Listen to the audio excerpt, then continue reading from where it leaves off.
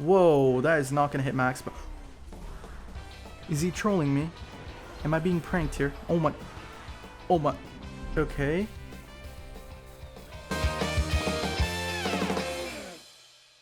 Yo, what's going on, boys? It's cold as heck outside. Today I'm going to be sitting in my room playing some Clash Royale, and today I'm also going to give you guys top 10 most important tips to get to 12,000 trophies. So if you guys enjoyed the video, make sure to like and subscribe, and let's just hop right in, guys.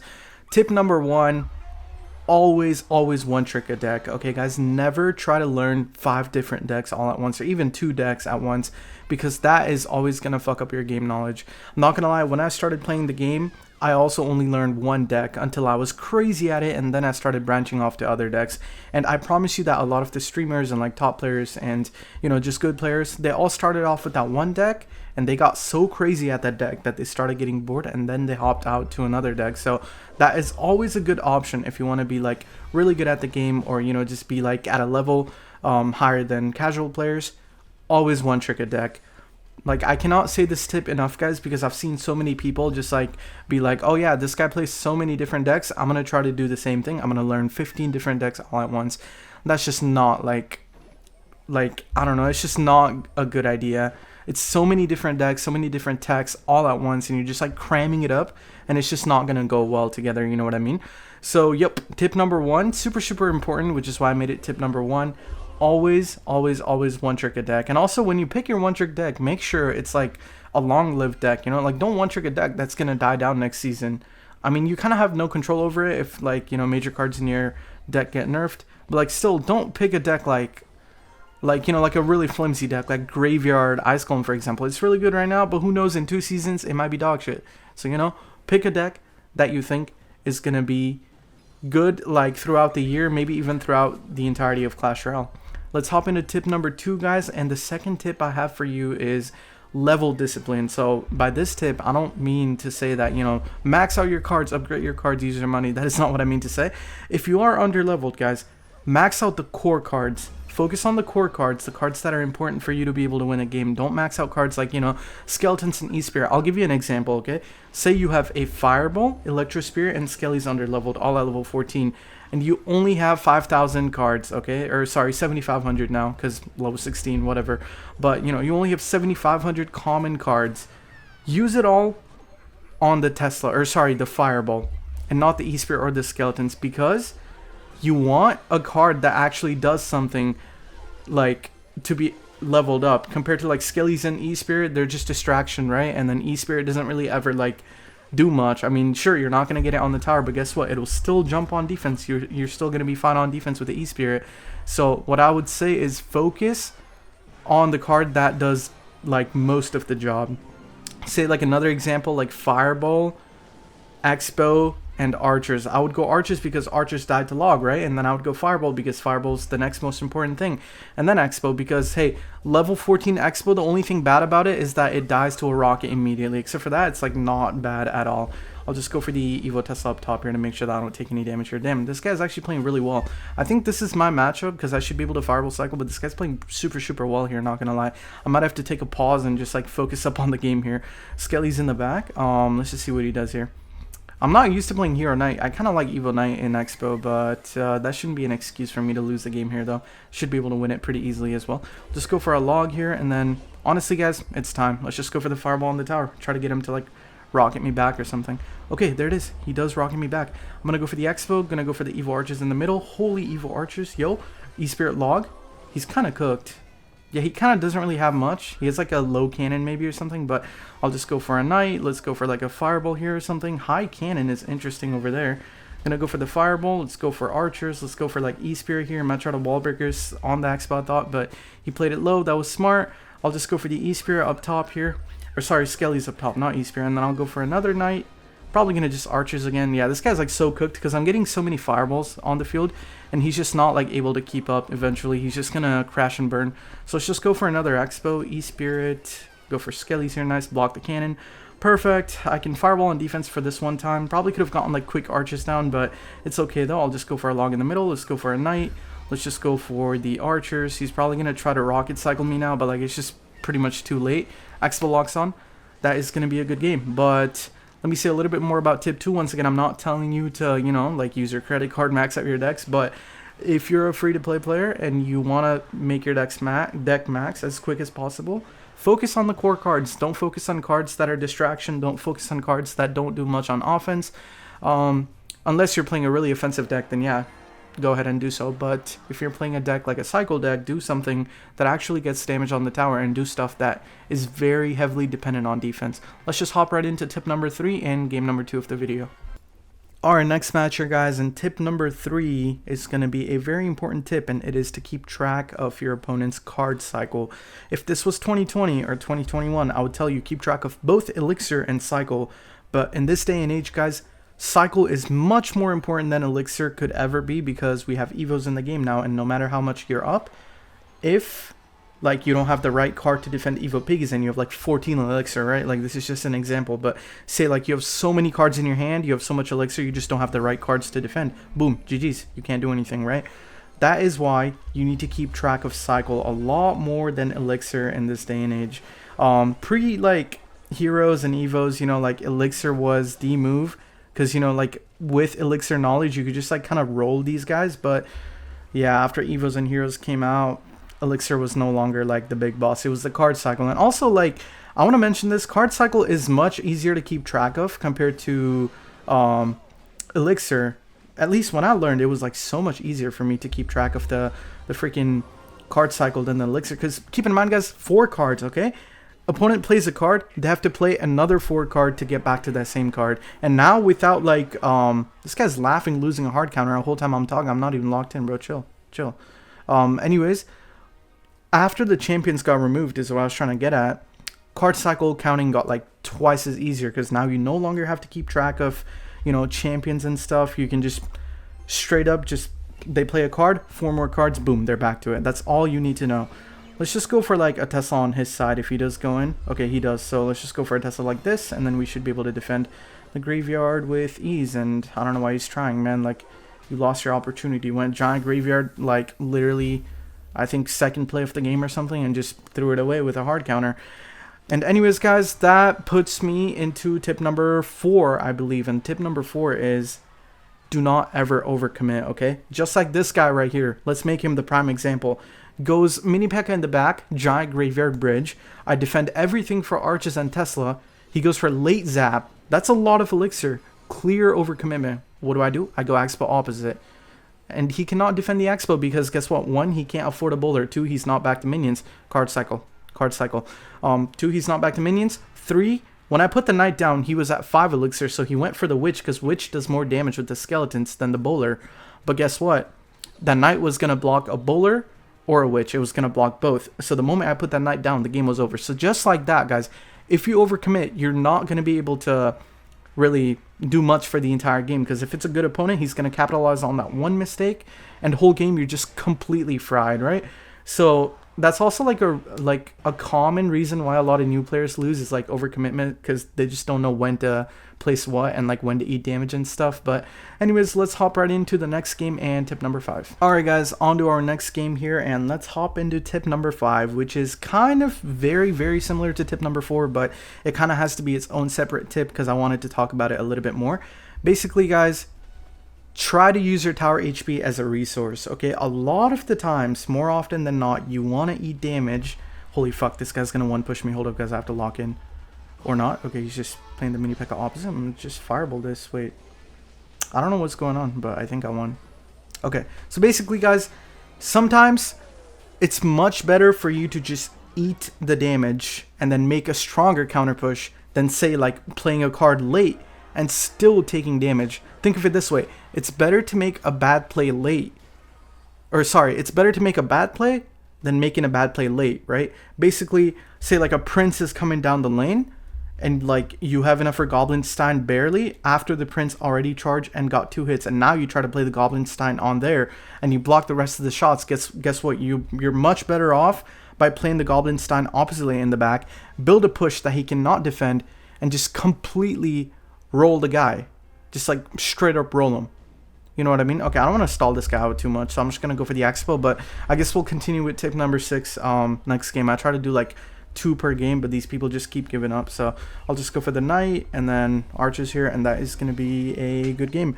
But yeah, once again, guys, a lot of people don't think of this, but like it's okay to eat damage, because keep in mind the counter push will always be like stronger than however much damage you took. And if it's a hard counter, sure, it's understandable, like you may want to sometimes overcommit on defense, but except for that, please try to take some damage. Okay, it's fine if you take 500 damage. The game's not going to end right there. You still have the rest of the time to make a play and come back, but don't make a bad play, and don't make a bad play late. Let's hop right in. All right, next match here, guys. Ugh, another giant graveyard player. Anyways, tip number 6, guys. Tip number 6 is I forgot it, sorry.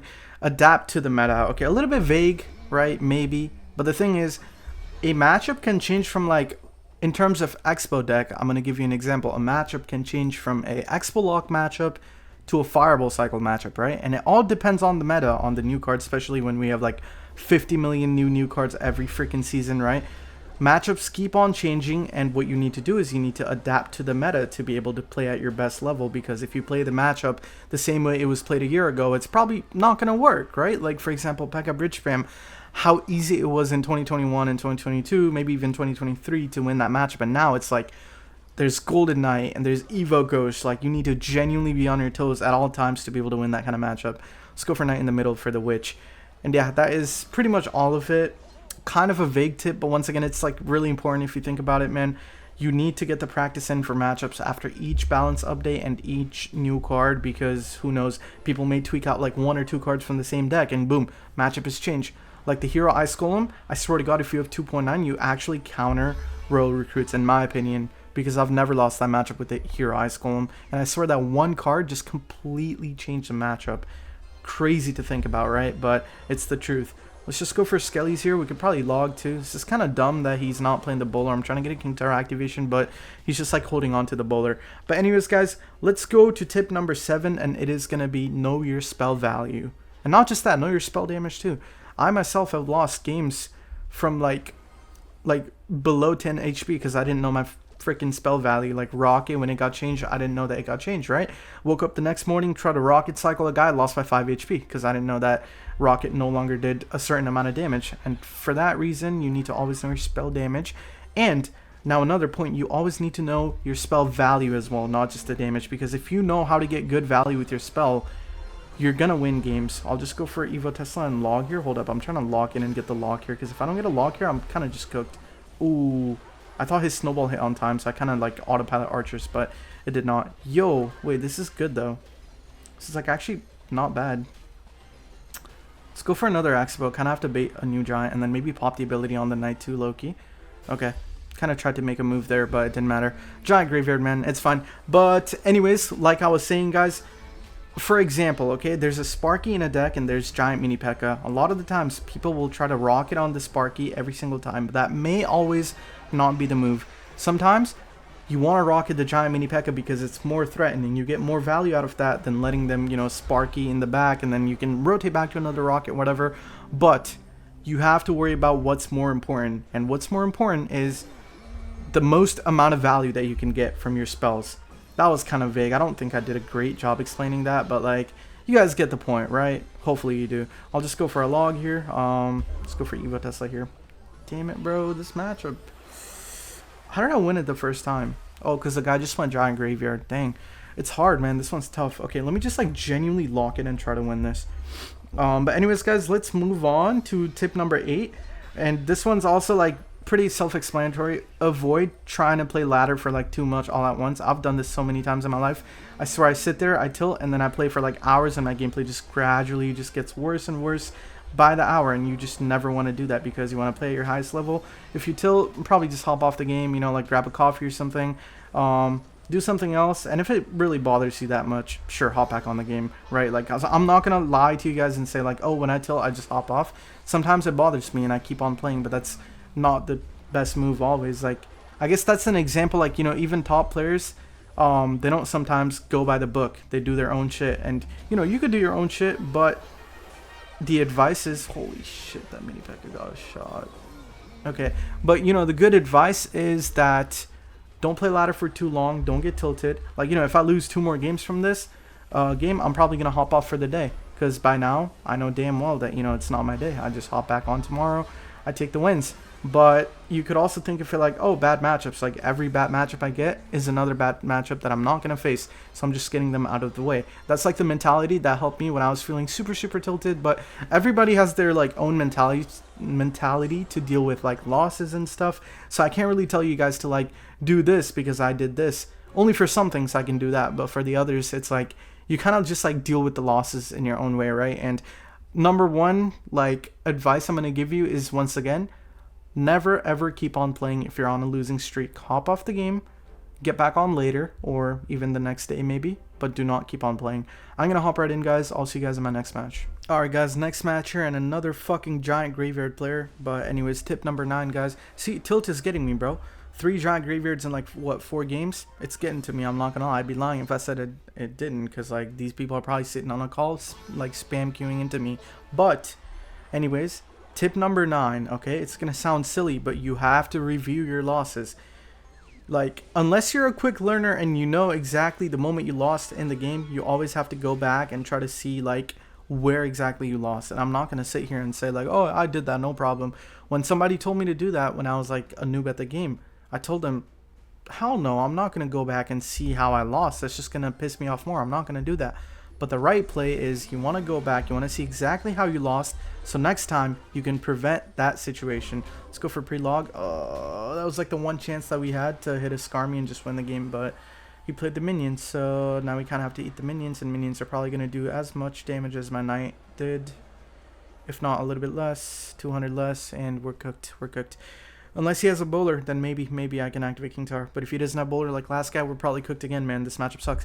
But once again, guys, go back to the replays, watch how you lost. Unless you figured out like exactly what happened and why you lost, then sure, you don't need to. But if you don't, it's always a good move to go back and try to learn what the heck happened in the game. I'll just go for the E-Spear on the right lane here. Kind of wanted to knight, but I'm not going to do it just yet. You could try to go for graveyard with this too. I just played my E-Spear, bro. This is so cooked. Oh, this is what giant graveyard does to a man, guys. Knight on the side. Mini P.E.K.K.A. Can I get a good fireball here without the Mini P.E.K.K.A. hitting my knight? Like maybe Skelly's up top and then Loki just like fireball the minions or something? Nah, I'm not going to do it. I was thinking about it, but I'm not going to do it. I'll just go for log here and then E-Spirit in the middle. Okay, let's go for the arrows though, so I have to go for a knight now. Yo, those are on my tower? Dang. Okay, I had to pop the ability to bring those over because I didn't know that those were on my tower, but that's fine. Let's go for the X-Ball on the right lane. Let's go for Skelly's at the bridge. He has a bowler in the deck, but he's just playing smart. Okay, wait. We actually at least have a chance, right? Because he has a bowler in the deck. Okay, let's just go for the archers down low. We can go for like a knight up top. We can also go for like an Electro Spirit in a second. He's not going to arrows, is he? Oh my goodness. Oh my goodness. Wait. He might have messed up a little bit. Not even trolling. He might have messed up a tiny bit. Let's go for the Evo Tesla here on the Mini P.E.K.K.A. Let's go for Skelly's low bowler. High bowler. Whoa, that is not going to hit max. But is he trolling me? Am I being pranked here? Oh my. Okay. Bro, how do people lose with giant graveyard? Like, I just beat 2 giant graveyards out of 3 games. This is kind of crazy. Like, I don't understand. Alright, I was kind of locked in for that game, so I guess I'll play one more. And I'll try to explain tip number 10. But it is kind of silly, so maybe I'll cram it up right here. Hold up, guys. Tip number 10. Play on an iPad, okay? I hated it at first. I recently made the change. Like, literally, I think, like, what? 2 months ago by now? Fucking hated it, bro. It was so uncomfortable. But the thing is, the screen is so huge. Like look at how big this is compared to this. Like, you can just make so many better plays. You know exactly where the tiles are and all that good stuff. So you can always like make good plays and, you know, just win games easier. But at first, I will say you're going to misplace a lot of cards. And if you notice something, a lot of the top players in Clash also use iPad to play. But anyways, I don't want to keep the video rolling for too long when I'm not playing the game, you know. So thank you guys for watching. Hopefully you guys use these top 10 tips to get better at the game. And I genuinely hope that these helped you because they helped me. But hey, everyone's different. Maybe it won't help you. Maybe some tips you have to do it your own way. But overall, I hope it made an impact. I love you guys, and I will see you on the next one. Bye.